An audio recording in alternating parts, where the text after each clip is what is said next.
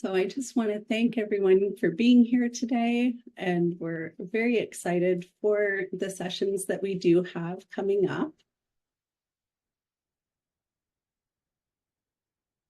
And I'm very excited to share with you these sessions where we can talk about and look at ways of following that spark and actionable strategies to untangle the complexities of neurodevelopmental disorders. This is session 3, where we get to navigate those unique needs across the lifespan and perspectives in adult care and First Nations families.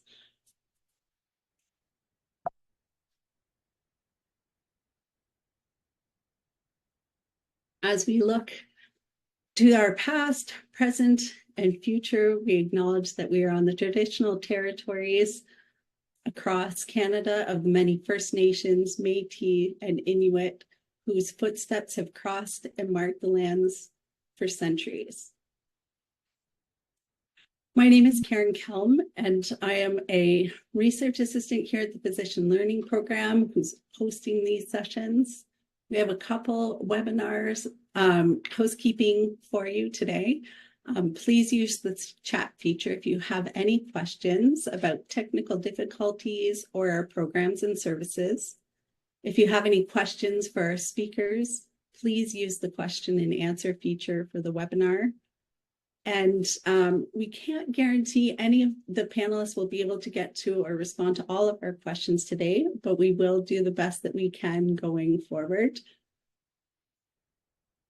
A recording of this webinar and a PEARLS document with resources will be sent via email to all of those who have registered. Main Pro Plus participants may earn certified credits by completing the linking learning exercises. MOC and Main Pro Plus credits can be earned by completing a personal development activity using the My L3 Plan tool. For more information, please scan the QR code. These activities have not been formally reviewed by the CFPC or the Royal College. However, it is eligible for non-certified credits. As the Office of Lifelong Learning in the Physician Learning Program, we do recognize and embrace a language philosophy that promotes an understanding of respect and inclusivity when discussing neurodevelopmental disabilities. Our aim is to foster an environment where everyone feels valued and acknowledged and recognize the uniqueness and strengths. We will be using both person-centered language as well as medical language and social language interchangeably during these sessions. As we begin these sessions, it is my absolute honor and opportunity to share with you some fantastic speakers where we get an opportunity to see how, Oh,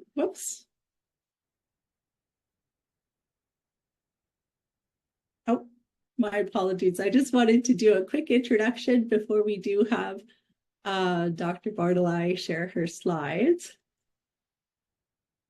And recently I had an opportunity to meet with Dr. Bardoloi and Dr. Orimalade, who are two very determined individuals dedicated to supporting individuals and families navigate the complexities and uncertain journey in adult neurodevelopmental health space. First, we're going to be hearing from Dr.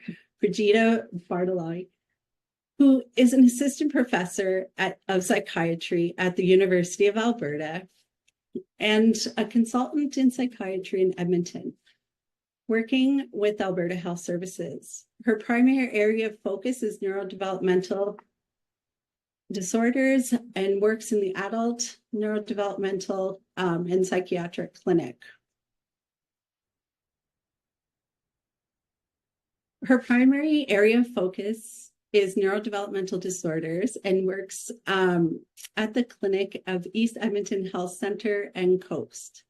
Recently, she has joined the Adult Autism Diagnostic Clinic in Glenrose Hospital, and she enjoys working holistically and with a collaborative approach with her patients and caregivers. She is a strong advocate for patients with neurodevelopmental disorders. Dr. Adi Orimalade is a psychiatrist with a specialization in neurodevelopmental disorders, including intellectual disabilities and autism spectrum disorder. With an MD from the University of Lagos, Nigeria, further psychiatric training in London, and a postgraduate diploma in mental health law, Dr. Orimalade has developed a rich clinical and academic career.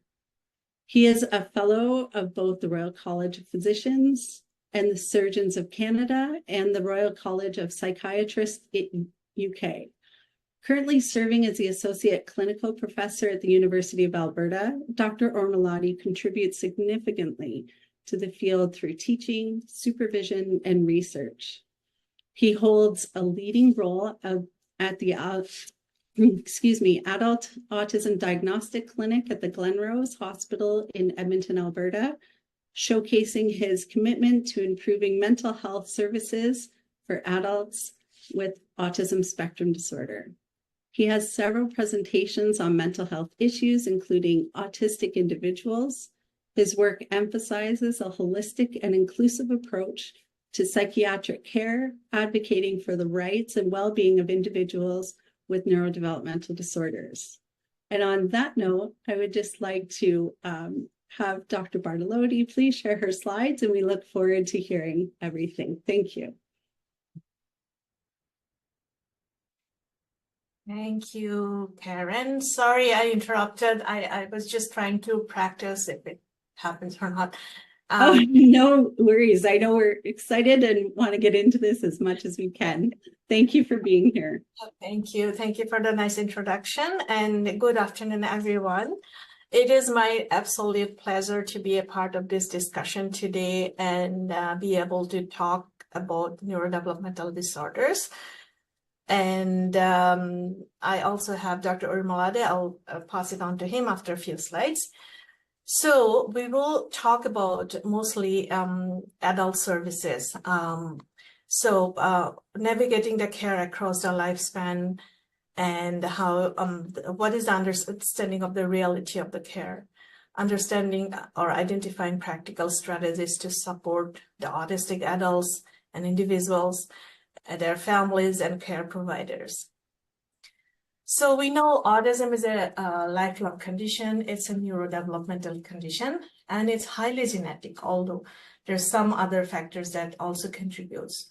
So the lifespan approach is very important for this. Early diagnosis and early interventions are the key factors for success of a person with autism. It is also highly comorbid with other psychiatric or medical conditions like intellectual disability, anxiety, mood disorders, OCD, ADHD, tic disorders, catatonia, seizures, GI problems, sleep problems, and of course, complex and very challenging behaviors. And autism can come with a wide range of disabilities. And it's very heterogeneous too. So it can be, a person with autism can be highly functional with high cognition to a person who has severe intellectual disability. The two key factors for a person's success or functional state depends on the language development as a child and the intellectual functioning. Those are the two top prognostic factors. And there is also difference between early diagnosis or late diagnosis as an adult on the functioning of the individual. So in terms of pre-adult diagnosis or diagnosis which is done as a child, it is often like when we get patients in the adult clinic, or if a patient is referred to a psychiatrist from a child psychiatry or another service, it is important to find out if there's any previous assessments available or not for that person. If it was done, what was the level of functioning? if there is a psychological testing or psychoeducational testing, if it says if there is a intellectual disability diagnosis or other autism-like diagnosis. And what kind of services were they connected to, if there was an FSCD involvement, if they're now applying for PDD or age, and what is the reason for that person presenting to us now? So is it secondary to some service drop-off, or there's some medication change? So those will all be very important factor. And also transitioning to adulthood itself is a challenging factor. So we have to look at all those things. So for autism, who has patients who has also comorbid intellectual disability, this group of patients, I would say, are, I guess, easier to find or identify because of the challenges. So these are the group of patients who actually usually get the support earlier, like they're already connected to age or PDD, things like guardianship and trusteeship. All those things are already in place. If not, those are the things we should look at, because they are more obvious. If they need like things that needs to be looked at, or if they are in need for other specialty services like COAST, which is community outreach and assessment and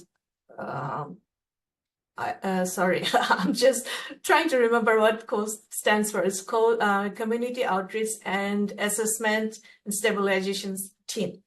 And our clinic is Adult Neurodevelopmental Disorders Psychiatric Clinic. Those are team involvement can be done if needed. And of course, last but not the least, we need more psychiatric care, which is something right now we are struggling with. We are not a lot of psychiatrists in this area working to see these patients. Sorry, I think we went too fast to the next one. So the patients who has autism, but no diagnosis of intellectual disability, these patients are struggling more to get support because there's lack of adequate autism-specific intervention, or in all primary, secondary, or tertiary level, as well as residential problems, as well as there is the comorbid conditions are the same. Their challenges are the same, like anxiety, mood disorders, OCD, tic disorders, and also forensic involvement or burnout. All these conditions can coexist with autism. There may be physical health issues like seizure disorders or other neurological conditions. And the other important aspect is the lack of psychological services for this group of individuals, because we need more trained professionals who are trained in working with people with autism, with their special needs, as well as they're comfortable and experienced working with the challenges of an autistic person. And transition to adulthood are equally difficult for this group of patients. For example, going to post-secondary education or finding a job, moving out of house, or getting age, all these are challenging, and oftentimes they require special accommodations to help them in terms of school or jobs, to help them succeed in their life. We also have to check with other comorbid diagnoses if there is anything. There is also need for, if there's any need for PDD, income support, guardianship, trusteeship. I think I'm going backwards with the slide. Sorry about that. Comorbid psychiatric disorders. We would like to discuss about what are the comorbid conditions that can happen with people with autism. And I'd like to zoom into this slide, just focusing on this area. So if you look at this slide, it will see the bubbles or the circles with neurodevelopmental disorders in the center, and they can present with psychiatric disorders, which are on the outside circles. So oftentimes when someone presents with, for example, psychosis, anxiety, PTSD or OCD. These are all highly prevalent in patients with autism. If we get a chance, if we can explore a little bit more about any underlying developmental issues, involvement of child psychiatry or school struggle, all those things, it can give us a better understanding of the person's struggle in life. And from this point, they can also be referred to adequate services so that they don't struggle in future, or they have less struggle in future. So from this point, I'll pass it on to my colleague, Dr. Orimalade. Thank you. Thank you, Dr. Bardoloi.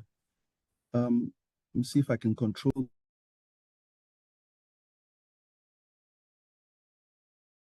I think you're muted, Dr. Orimalade.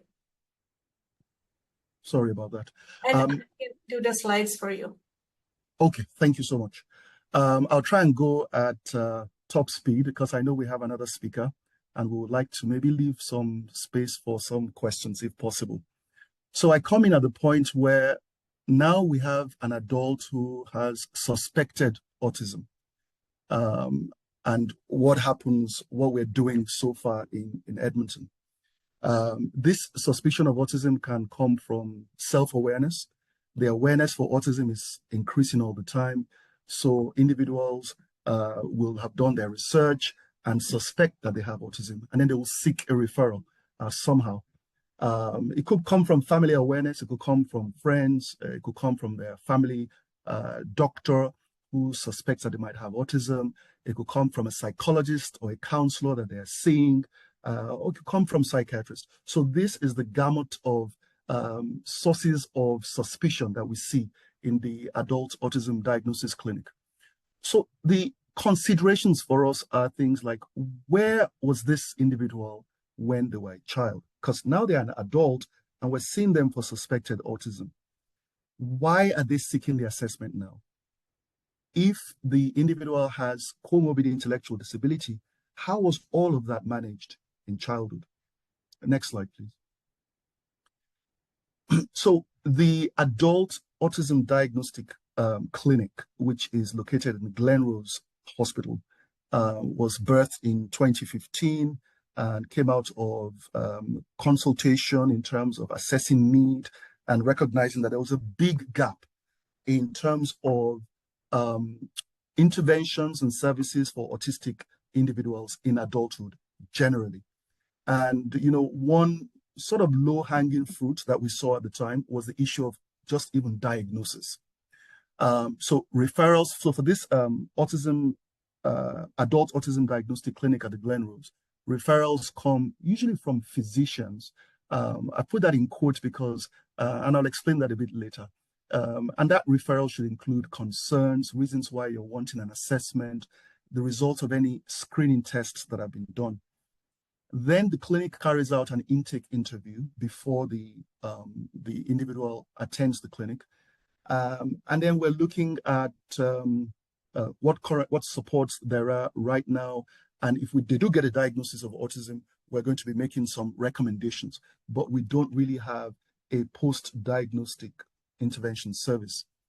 We use the ADOS-2 for part of for the direct observation assessment. And then we also carry out a social work assessment, as well as the social worker contacts the individual if they do get the diagnosis of autism. Next slide. So this is just data describing the activity of the clinic. And I have to say that, unfortunately, it highlights a big gap still and a need for increasing capacity. In the last 12 months, the average wait time from referral to being seen in the clinic is approximately 3 years. As of February 22nd, there were 816 referrals on the wait list. In the last 12 months, the adult autism clinic has received 600 referrals. We have a 51% acceptance rate for referrals. 82% of declined referrals are declined because they're incomplete. So it is glaring that there is big need to enhance capacity. And, you know, we are really deliberating on this, working on how we can improve this aspect of care for autistic individuals. Another interesting thing to see from the data here is that the proportion of individuals assessed that and given the diagnosis that are female seems to be increasing recently. That might be due to just increased recognition from professionals of the gender issues in autism and being more aware and attuned to that fact. And in fact, we think that ratio of male to female of 4:1 in autism might not really be the true ratio. But then again, I'll speak to this later on. Next slide. Next one. Okay, so after diagnosis of autism as an adult, what are the things that we're seeing? That self-knowledge is the most important thing that our autistic individuals tell us in clinic. It's not uncommon to see people get very emotional and actually cry once they're told, yes, you have the diagnosis of autism. This diagnosis and assessment arms people and families with information for advocacy. They use that information, for example, to seek accommodations in post-secondary education. They use that information and that diagnosis to apply for things like AISH and also guardianship and trusteeship. Next slide. So these are some links for information for autistic individuals and their families. They can access information from these sources. Next slide, please. Some more resources that people can key into. The issue of gender and autism, I think, is important to just touch on. We know that genetically, it seems that females are genetically protected from autism, which is linked to X chromosome gene expression. This could partly account for why we have the discrepancy in diagnosis. There's the diagnostic bias, we think, leads to that 4:1 male to female diagnosis ratio, sort of overlooking females. Male brains with autism show decreased receptiveness in their posterior superior temporal sulcus. Female brains with autism are involved with the striatum, showing similarities to male brains without autism and indications of neural masculinization. Next slide. Females with autism often develop adaptable skills to mask their autism traits, influenced by societal expectations. These are some of the reasons why one might miss the diagnosis of autism in females.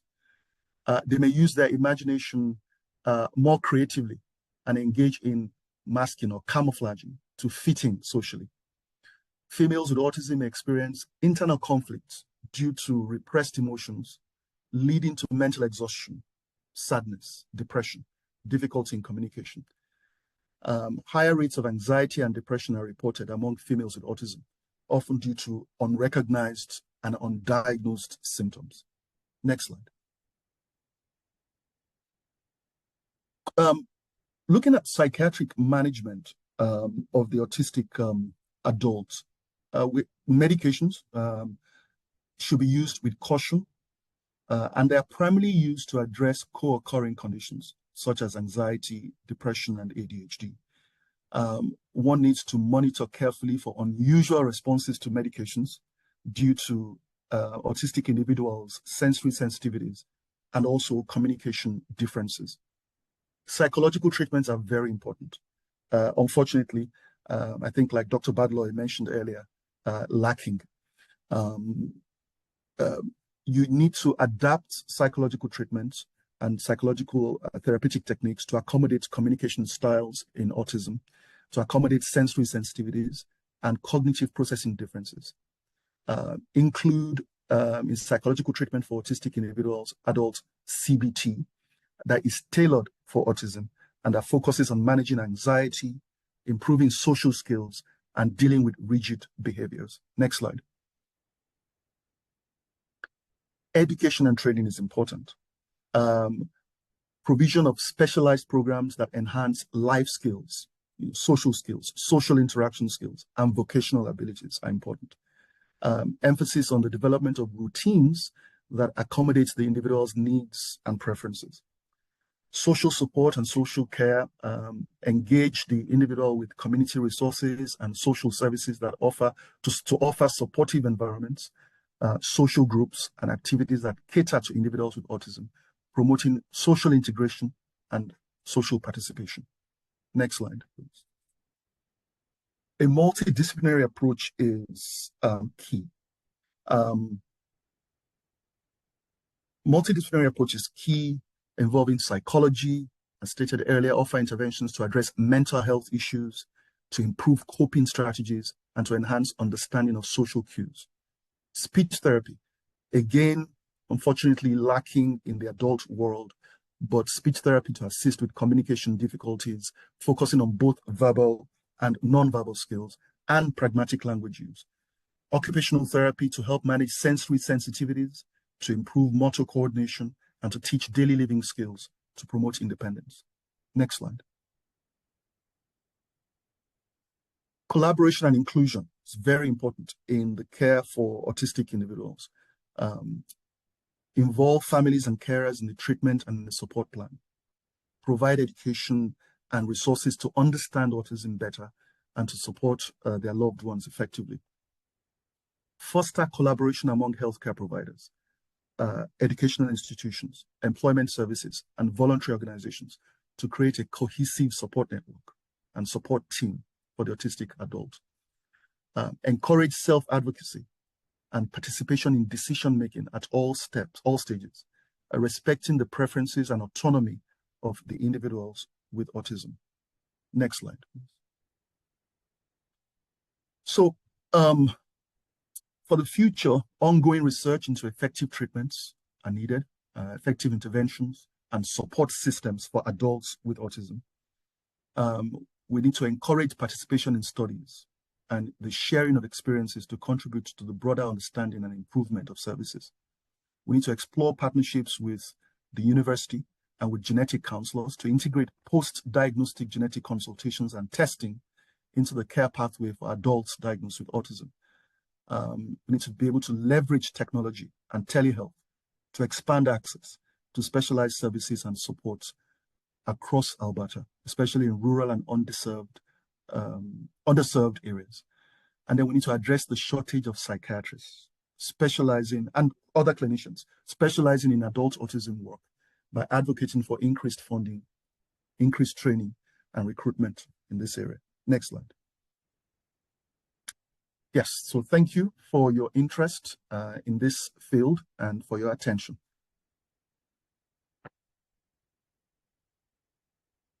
Thank you so much, Dr. Bardoloi and Dr. Orimalade. This was some really great information. Please feel free to use the chat or the Q&A if you have any questions coming up.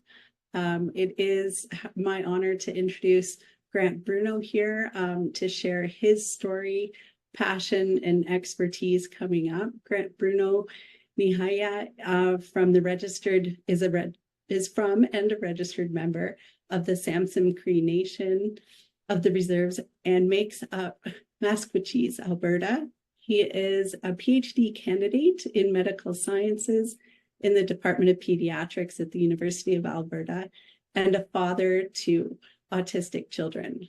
His PhD research explores autism in First Nations communities through a Nihaya lens and is exploring ways to develop culturally informed services and supports in the community. So thank you so much, Grant. Yeah, thank you, Karen. I definitely feel honored to be able to come and share my perspective and my experience. So as mentioned, I'm a community member. I'm a registered member of Samson. I'm also a parent. I have 2 autistic children, and I'm a PhD candidate in pediatrics at the U of A. And today I'm going to be presenting on some of my own insights into autism and First Nations people. So these will be perspectives from myself. So myself as a parent, as a community member, and as a researcher. So one of the things, if you ever worked in a First Nation or for a First Nations community, or if you have any connections that are First Nations, is it's not really who you are, but it's whose you are. And so the first thing I like doing is really building that connection of where I come from. And that really allows me to, I think, understand, the reality of what it means to be First Nations in Canada. So I have connections to Enoch Cree Nation. So Enoch Cree Nation is just west of Edmonton. A lot of people know River Cree. So I grew up there with my mom. I also have connections to Papa's Chase. So Papa's Chase is a reserve that was illegally surrendered in South Edmonton. And in the early 1900s, it makes up what is now, I think, South Edmonton Common. And so a lot of my family were actually displaced through that. And I'm a registered member of Samson Cree Nation, which is one of the reserves that makes up Musquecheese. So here you can see Musquecheese is about an hour south of Edmonton Drive, and it's actually made up of 4 different reserves. So those reserves are the Louisville First Nation, Ermineskin First Nation, Samson, and Montana First Nation. And I'm a first-generation residential school survivor. So my mom went to residential school. My grandmothers all went to residential school as well. And so I'm really understanding my experience as a First Nations person, as a Cree person here in Canada, through all these different intersecting kind of challenges that we might face. So a little bit more about me. I'm a father to 4 children. I have 3 sons and a daughter, so twin boys. They're 14 now. And then my daughter, Evelyn, and my son, Anders. So from left to right, you can see that's my son, Oliver. I'm carrying Evelyn. That's Anders, and that's Marshall, and that's my wife, Margot. And so from this picture, you couldn't really see who's on the spectrum. And so one thing about autism is it's often known as an invisible disability. And so you're not going to actually, for a lot of times, sometimes you can see it as a physical disability, depending on what else is happening with them. But for myself, you can't really tell who's on the spectrum here. And so my son, Marshall here, who's a twin, he's on the spectrum. And my son, Anders here, who's on a spectrum as well. But of course, their autisms are very different, how they present. And so Marshall doesn't really need a lot of support. He does well academically. He has some challenges around some of the sensory challenges he faces, whereas Anders needs a lot more extra support. He does speech language pathology. He does occupational therapy. We have to get respite for him every now and then. But overall, I think they're great children, and they've taught me a lot. And that's one thing I try and tell people is that my children, they very much guide me. I learn from them. I allow them to teach me, and I allow them to really support, this family. And so I think about my role as a father isn't really hierarchical. It's not something where I'm, authoritative, but actually I try and build a space that's inclusive and allows for a lot of shared learning. I'm a first-generation university grad, first from my entire family to finish an undergrad, master's, and soon to be PhD. And I've been conducting research in Musquecheese now for 8 years. So it actually started in my undergrad, even before my sons were diagnosed, and it's kind of evolved into what my PhD is now today. So just a little bit about Indigenous people. So the terminology is constantly evolving, right? And so Section 35 of Canada's Constitution recognizes 3 distinct groups: First Nations, Métis, and Inuit. So I consider myself First Nations Cree. There are approximately 1.4 million Indigenous peoples in Canada today. And there are vast differences in language, geography, and experiences. So terms such as Indian, Aboriginal, Native aren't used anymore. Indigenous is appropriate, but it's best to be more specific, such as tribal, family, or affiliation. And so I identify as Nehio or Plains Cree. A little bit about the autism terminology. Again, it's constantly evolving. I tend to use identity first language, so autistic person instead of somebody with autism. I use autism rather than autism spectrum disorder. I try to use the use of a neurodiversity lens, so really prioritizing acceptance first. Labels such as high functioning, low functioning, those aren't really appropriate anymore. And I do not consider myself an expert on autism. I'm not autistic. I just don't have the lived experience. I'm a caregiver. And I allow my children as well as the autistic community to teach me. I really like what this quote has to say. And this was written in 1993. And I feel like the medical model, and I'll explain this in a second, is still having challenges around this, around understanding that autism isn't a disease or something to be cured or fixed. And I really like what this autistic blogger has to say. So in it, they say, autism isn't something a person has or a shell that a person is trapped inside. There is no normal child hidden behind the autism. Autism is a way of being. It is pervasive. It colors every experience, every sensation, perception, thought, emotion, and encounter, every aspect of existence. It is not possible to separate the autism from the person. And if it were possible, the person you had left would not be the same person you started with. And so I think this is really important. And it's really something that taught me that, I'm not trying to fix my kids or cure them. I'm trying to support them as a parent. And I think I never want my children to feel less than or othered or, have those feelings that that because they're autistic, that they shouldn't fit in, or all these other things that go along with kind of this idea that it's this horrible thing. So just a little bit about disabilities and colonialism. So of course, you had forced removal of children through residential schools as well as Indian hospitals. A lot of our children were institutionalized. A lot of loss of kinship, language, and culture because of that. There's something called medical colonialism, right? So forced sterilization. If you didn't know, Canada's original food guide was actually developed by nutritional experiments on First Nations children in Indian hospitals. There's a lot of inequitable access to healthcare and services. And there's a lot of imposed Western views, especially what it means to be disabled. And on the right here, you have the Indian Act of 1876. So if you're not familiar, the Indian Act is legislation that governs everything that happens in a First Nations community, from governance to being able to take out loans to membership, and all these different things that I think make, being a First Nations person very challenging. So in this particular section of the Indian Act, they described mentally incompetent Indians. And basically what it does is they actually vest all the power of mentally incompetent Indians, or which would be autistic people today. All the jurisdiction of them, their property, and everything else actually are vested in the minister. So it's not the family, it's not chief and council. You actually have to go through the federal minister. So this would be the Minister of Indigenous Services Canada today. And so this actually, what it does, it shows, I think, everybody just how much power the federal government has in our communities and the lack of, resources we have because of that. Now, there have been human rights abuses against First Nations people, in the last 200 years. And so on the left, you can see a human rights abuse that was brought forward by the First Nations Child and Family Caring Society of Canada.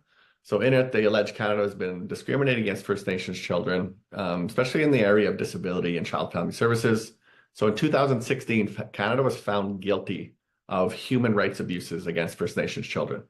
And they're still fighting this day today, but some good things have come out of it. Jordan's Principle is one of them. And so now there's actually better funding. It's still not great, but it is better for our families. But this, again, is for children. On the right, you can see that there was another human rights abuse allegation brought forward, this time by the Blackfoot Confederacy, and this time is for adults with disabilities who live on reserve. And so it's the exact same thing. Now, Canada's going to lose this. They're going to fight it. They're going to spend tens of millions of dollars on this, just like they did for the children, and they are going to lose. Canada has a long, long history of human rights abuses against our people, and this continues. So there's something else that happens in Canada, and something I describe as the Indigenous deficit discourse. And this discourse is really all-encompassing, right? So I see this in research, I see this in the media, I see this in just, day-to-day talk. And so I'll focus here more on the research part, and something that I highly encourage you is to really reflect on or be critical of everything that you're reading when it comes to research. And so this quote here says, deficit-based research can contribute to stigmatization when problematic health issues are repeatedly characterized in the context of a specific population. Additionally, when any given health deficit is repetitively associated with Indigenous peoples through research, there is a risk of stereotyping. Unfortunately, due to the lack of critical exposure in education and media, deficit-based research given without proper framing can perpetuate negative characterizations of Indigenous peoples. And I see this way too frequently. I'm reading an article, and they're actually not being critical of why Indigenous peoples are the way they are today. They're not being critical of colonialism. They're not being critical of the Indian Act. They're not being critical of Canada and the human rights abuses that they've, perpetuated against me and my people. And so when, medical students are doing their training and they're learning about this, they're not being told the full story. And what happens is you end up building up your own biases and beliefs. And this doesn't even include all the other things that might be happening, what they've learned maybe in high school and elementary. And so these biases and beliefs come and they manifest themselves in clinical care, in other healthcare provided environments, and things of that nature. Now, the interesting thing is if you change Indigenous to autistic, it's the exact same thing. And so to me, this shows there's a fundamental problem in how we think about people that are different than us. And this fundamental problem, unfortunately, I believe is in a worldview, and it's something that is very problematic, and it's something that is actually causing a lot of harm. There's a reason why, Indigenous suicide rates are so high. There's a reason why autistic suicide rates are so high. And it's because of this approach. And it's because we don't have enough resources, because we think that, people that are different than us, Indigenous autistic or Indigenous autistic, don't deserve those supports. And it's a bias and a belief that, causes a lot of harm in our communities. Now, just to touch on the DSM-5, now you can see exactly what I'm talking about here. So the DSM-5, of course, is the manual that actually you can actually diagnose, psychiatrists use, developmental pediatricians, and so on and so forth. And you can see the language that they use in the DSM-5, especially when it comes to autism. So I'm not going to read this whole thing, but look at the words: deficits, abnormal, reduced, failure, deficits, poorly, abnormalities, lack, deficits, difficulties, absence. And I can't even imagine being somebody who's on the spectrum who's going to read this and feel like, this is inclusive, that this is actually going to help me. And this is actually going to, make me feel like, build up my self-esteem, because it doesn't. Now, I've been to autistic conferences as well, and the medical model is pervasive there as well. It's all about treating, it's all about fixing, it's rarely about actually supporting autistic people. And that is hugely problematic, because that's what we should be focusing on. Now, it doesn't have to be that way. Now, let's look at a strength-based criteria. Let's look at the DSM-5, which says abnormal social approach and failure of back and forth conversation. And what does this look like when you use a strength-based model? Tendency to talk passionately about certain topics and not engage in small talk. And then this one says deficits in nonverbal communicative behaviors used for social interaction, or differences in nonverbal communication, including stimming while talking, looking elsewhere, or being bored. Now, when I think about my sons, the strength-based approach makes way more sense to me. Because, my son doesn't communicate very much verbally, but he does communicate. He communicates a lot. And it's that strength that I'm able to really think about him as a human and not something a burden or something that needs to be fixed. So just a little bit about my PhD. Currently actually just writing. I've done all my data collection and analysis. The first study was a scoping review. So during the scoping review, I found 24 records and so the requirements for these records were looking at Canada, Indigenous peoples, and autism. And so I went and searched all the different databases, right? Like Medline and PsycInfo. And so 24 total, which is a really low amount.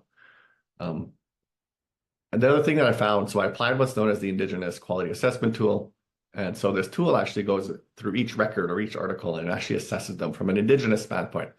And what I found was that only 4 articles were considered good quality of these 24. Now that is even a lower amount. And this is a scary thing, because when clinicians and people who work in the area of autism, when they're trying to learn about autism and Indigenous peoples, this is what they're learning from, or they're not learning at all. And so when you think about what you've learned, you got to be really critical. Like, you got to really ask yourself, is what I'm reading actually representative of the population that I want to learn from? Or is it just something that's happening that isn't, that isn't actually of good quality? The second study I'm doing is an elder study. So I've actually interviewed 13 Musqueam elders. And so these elders actually, our ability to really, I think, practice acceptance in the community is really important. So some of the findings from this study explores historical experiences. So for example, one elder talks about, they know there was autistic children who went to residential school, and those children often disappeared and nobody knew where they went. But the other amazing thing that these elders talked about is that we view autism as a gift in the community, as something to be celebrated. Now, this is completely different than the medical model, which is you fix and cure. And then to actually view autistic children as gifted and the ability for them to teach us is really important as well. The third study is a caregiver study. So this is caregivers of autistic people or autistic children in First Nations communities. So this one was done in partnership with Musqueam and the Six Nations and the Grand River. The Six Nations is another large First Nations in Southern Ontario. So 14 caregivers were interviewed. And the findings really explored the realities of what it means to be a caregiver to an autistic child in a First Nations community. All the jurisdictional disputes, right? So First Nations are federal, most of the services are provincial. And so a lot of these families can't access either. They also talked about wanting to, get better diagnostic services that are more culturally informed, of actually having, Indigenous resources that they could rely on, but also being able to, connect with other caregivers. So just a little about decolonizing autism. So I would argue that neurodiversity isn't new. It's kind of a buzzword now. It was thought to have been established in the 1990s by Judy Singer. I would argue that Nahiawak, or my people, have been practicing neurodiversity for centuries. We celebrate differences. We're not afraid of them. Ceremony. Ceremony is a really key thing in the community, especially in Musqueambies. This can give individual purpose, right? If we get your ceremony name, and they are inclusive spaces. So something I do with my children is I bring them to ceremony. I bring them to sweat lodges, chicken dance ceremonies. And what it does is it allows us to connect with each other and then connect with our ancestors as well. As mentioned earlier, autistic people sometimes viewed as gifted. And there's a word that was gifted to me, and it's achak pamatsuan. And this is how we would describe autistic people, as achak pamatsuan, as more spirit than human. And I think this is such a powerful way of describing autistic people, because we're often taught that autistic people are not, or subhuman, or whatever it may be. And so when I think about our approach is really an acceptance and being able to celebrate these people. So what does this look like in action, right? So this summer I had the opportunity to set up a sensory miigwech, or a teepee. And so we brought it up at the Samson Cree Nation powwow. So powwows are a large celebration, right? I think 30,000 people show up over the weekend. They can be very overwhelming. And so we wanted to set up something that blended culture as well as some of the sensory or autistic kind of approaches that we've been trying to practice in the community. And so we set this teepee up in partnership with Autism Edmonton. And so we outfitted it with different sensory items, a swing, we had a buffalo robe in there, and the parents were really appreciative. And so we actually had volunteers as well working with the kids. And not only that, but it builds awareness in the community. There's still a lot of stigma and misinformation about autism in our communities, but it's something I'm trying to address with my research. Now, I get this question a lot, is how do we support First Nations families? So it's always about relationships. Prioritize and make sure that you are building healthy relationships, and then building that connection as well. So there's a word in our community we use. It's called Witoktowin, which is really our ability to, make sure that we're always in good relationships with everything around us. Become trauma informed. I would argue that 100% of the people in Musqueambies are dealing with some sort of trauma, all again through the Indian Act, through residential schools, and all the different things that happened. And so it's intergenerational trauma now. So my mom's generation went to residential school. My grandmother's generation went to residential school. My generation didn't, but we're still dealing with the effects of that. When you're not parented, when you're not told you're loved by priests and nuns, that is going to be passed down to your kids. But also look for post-traumatic growth, right? So somebody like my mom, despite all of her experiences in residential school, has been an amazing human being. She's carved out a relatively peaceful life for herself. She's been sober for 30 plus years. And that really allows me to do what I do. Learn how to lean into discomfort. And when you feel that really uncomfortable sensation, it's usually an emotion. Some people get defensive, some people shut down, some people fight, some people flight. And learning how to manage that and ask yourself what that discomfort's teaching you. Really learn how to have uncomfortable conversations, right? I think that one thing that I've learned over the years working with healthcare providers who are not from the community is that they're really apprehensive in asking questions because they don't want to be seen as, insensitive or say something inappropriate. But I think it's really important to have those discussions. Always look upstream for solutions, right? So autism services in the community are important, but poverty, childcare, food, all these things that are happening in the background are more important. Meet the families where they're at, right? So understanding not all the families are going to practice culture, understanding that you might have to be able to really address what the family's going on at that moment and going beyond what you're used to. Ongoing reflexivity, so really reflecting on what you're feeling at all times and learning from it. Become aware of all the isms, right? Ableism, racism. My children are dealing with both of them. And just really trying to unpack that. Be flexible and patient. I think that a lot of, again, our families are dealing with so much at a particular moment. As you know, clinicians or anybody else who works in our communities got to really understand exactly where these families are coming from. And of course, get familiar with the TRC calls to action. There's a whole section on health.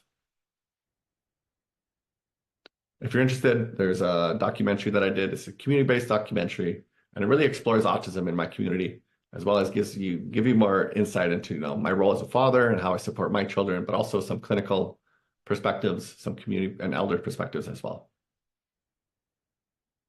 Hi, thank you.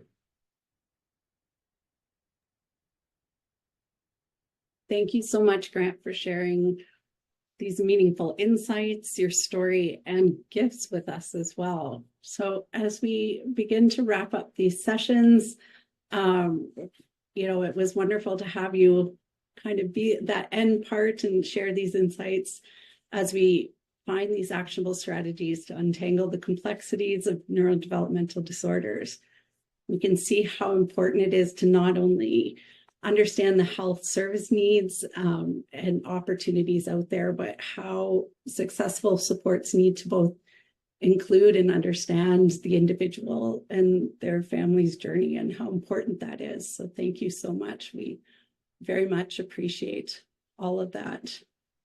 I'm just going to do a quick little screen share here as we begin to wrap things up. I'd like to do a quick thank you to Melanie Hetherington, our educational specialist here, who's been in the background helping things out. Thank you to Dr. Bardoloi and Dr. Orimalade. And for those of you who may not be able to stay for question and answer, we really do value your feedback as it helps us improve the sessions that we have going forward. And it allows us to ensure that we're meeting all of your needs. The survey shouldn't take more than 5 minutes. And as in past sessions, when you have finished completing it, you'll be entered into an opportunity to participate in a raffle for a $10 Starbucks card, which will take place on March 14th. Speaking of March 14th, let's finish this conversation. We're going to wrap up by our last session, but it's more of a panel discussion. So we always find these, we wish we had more time to answer your questions and talk about things. We will have a couple minutes after this session to do that, but please feel free to join us in our panel discussion, which will consist of all of our presenters that we've had, as well as we are going to be having Autism Edmonton and Gateway joining us as well, so that we can talk a little bit more about the supports and opportunities that are available. So if you haven't registered for that session, we would love to see you there and be a part of it. So again, thank you so much for everybody for being here and your time. We really appreciate it. I do have, we'll jump right into questions as we don't have too much time going forward. And the first question I do have was around how grateful we were to hear about the differences between males and females and autism, and wondering kind of what do you see as the most significant needs for individuals who have adult individuals, and is it different within the female and male context when it comes to those specific needs?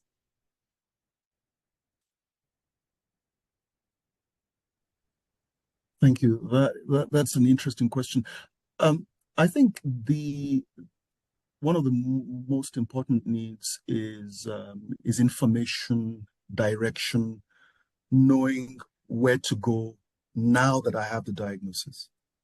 You know, another important need is, you know, people come for this diagnostic assessment with some concerns, be it in employment, you know, difficulty sustaining employment, or even lack of vocation, lack of income. So the ability to be able to get accommodations for work, to be able to apply for income supports can be very, very crucial. Yeah, so those are some of the needs. In terms of differences between males and females, I think what I find practically is that there's a lot of misdiagnosis or misdiagnosis when it comes to the females. Females are sometimes misdiagnosed as having things like borderline personality disorder, and then such a relief when we are able to give them the diagnosis of autism, not just because it can correct the diagnosis, but then it has implications for treatment and how such a person is supported. Thank you so much. Grant, we had our next question I'm going to send your way, and it was around being very thankful for sharing everything that you did. And as within primary care, how can we start using a strength-based approach to build relationships with families when we do have them in our practice? Yeah, so one thing that I learned when I go to ceremony is you're supposed to keep your titles out of the ceremony. So if you're a doctor or a nurse or whatever it may be, keep that away. And that's something that I do in community, is I don't show up as Grant, the PhD candidate. I show up as Grant, the community member. I show up as myself. I'm not the expert on that person. I'm not the expert on autism. And I think that when you get into like these kind of interactions, you often feel like, okay, this person or these individuals, whatever it may be, might be withholding information or missing information or what it may be, right? And so what I've learned even with my interactions with healthcare providers is the ones who are genuinely just listening to me is the most important thing. Now, unfortunately, the way that we're trained, not even in medical school, but just I think it happens so much just in society in general, is we don't listen to each other enough. We're often trying to formulate a response while the other person is talking. That isn't listening. That's hearing them. You might hear them, but that isn't listening. And so when people feel like the other person's actually listening to them and being present, they're going to feel heard. And when they feel heard, you're going to have an opportunity to build trust with them. And so you can see just by the act of actually like sitting there and like paying attention and not trying to come up, formulate a response, you're going to have a much better opportunity and more impact on that person for the duration of that time you have with them. And so just, little small things like that do make a difference.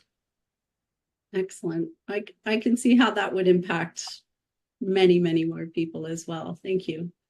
A question we did have in the chat as well is, how do we get an MDT for patients? So I have a few adult patients and struggling with management, getting overwhelmed and don't know how to manage.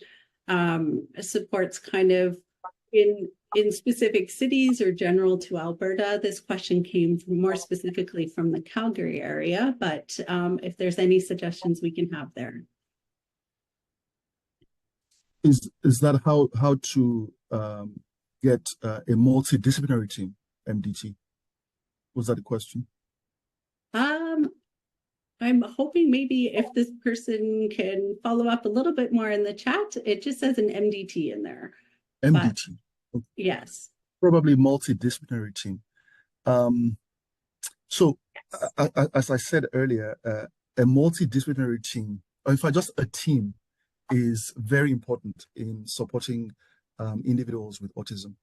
I often tell some of my patients, I'm part of your team. And I mentioned some other specialties that can be very, very beneficial in autism, like, a psychologist, a counselor, an occupational therapist. So in that pure sense of the term multidisciplinary team, that is what we mean. And, sometimes, autistic individuals can advocate for themselves. It's not that easy.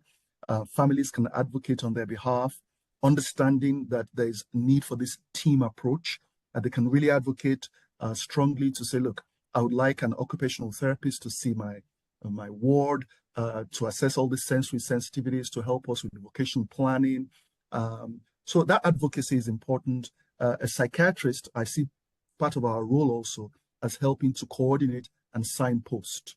So I think the first important thing is the recognition that a team is important for an autistic individual, to know that they have a team that can support them. And then the next stage is, what specialties do we need in this team? Thank you so much. Just to add to that, I think in Calgary area there is something similar to Coast. It's called Arnica Center. Okay, It's a place where people can be referred, and then if they are suitable, they can get the help. excellent. Thank you. And in recognition of the time, I am going to flip my screen back to the feedback form. But as we're doing that, I'm wondering if we can provide some insights on some very powerful numbers that were shared. And that was talking about wait times, how significant those are, and what kind of recommendations would you say we could use to really help reduce those wait times?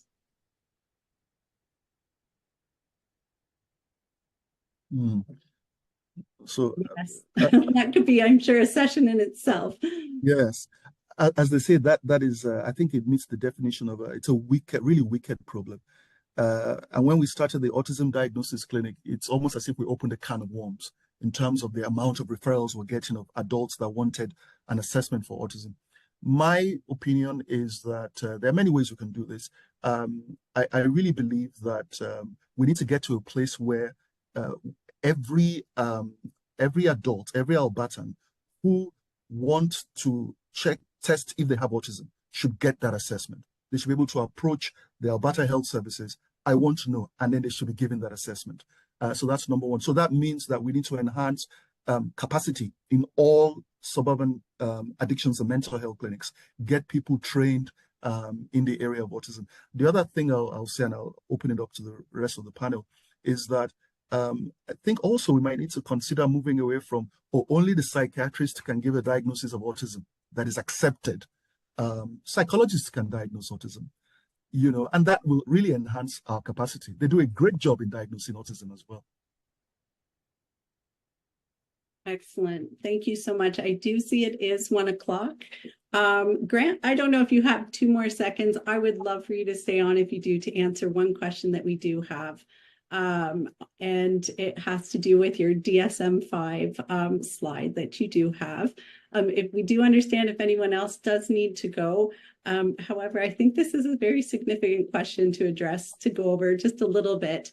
And the question is particularly regarding the language that you used, and how do you see a strengths-based diagnosis being operationalized? I would think it would have to come directly from like the autistic community, right? So thinking about what they would like to see in something like this, and I feel like they should be leading something like that. Is like, if I were going to get diagnosed again, or if I were to go through that process again, what are some of the language I would like to see? And that would be the first step. Me not being autistic, I think there's a lot of limitations that I can't really talk to, but like thinking about making sure that the person who's on the other side of that diagnosis, right? It's so critical that they feel like it is, because it does come with that. They talked about this early in the presentation. It's so much relief, right? But imagine how much relief you would feel if it was done in a strength-based way too, where it wasn't like you were just like something very negative and everything's wrong with you. Imagine that, like what kind of impact you could have in that person's life. So then those 2 steps would be the most important to me. I do want to make one little point though, Grant, and coming from a personal side as well, that yes, you might not be autistic, but you're also a parent. And so you are reading these things as well ahead of time, and how impactful it is for you to read something in more of a strength-based and helping support your family as well. So definitely maybe even a family perspective in that would be great. So now that we've wrapped up these 4 sessions, if you've attended all 3, thank you so much. We really appreciate it. If this is your first one, we will be sharing the links from the other sessions, so you do have an opportunity to take a look at those and be a part of that. We do hope to see you next week for that session, and hopefully we can continue that conversation and help everybody out. So thank you so much for your time. Our panelists, thank you so much for your wisdom, knowledge, insights, and we're thank you for your time. Thank you for having us. Thank you. Cheers, everyone.